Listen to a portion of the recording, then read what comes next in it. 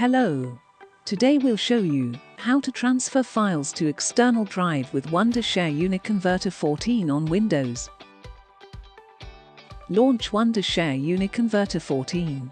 You can download UniConverter 14 from the link below. Step 1. Prepare UniConverter for transfer. Click all tools from this AI lab category.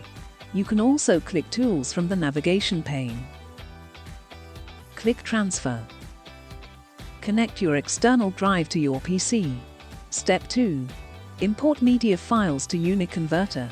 Ensure that your external drive is present in this list. Click Add Files. Locate and select the files you want to transfer to the drive, and click Open. Step 3. Transfer the files. In case of multiple volumes on the drive, make sure that the correct one is selected in this list. Click Transfer All.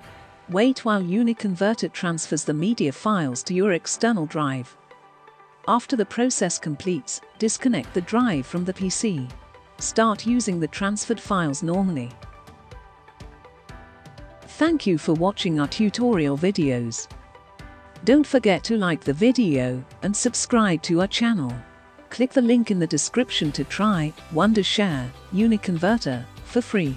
See you in the next video.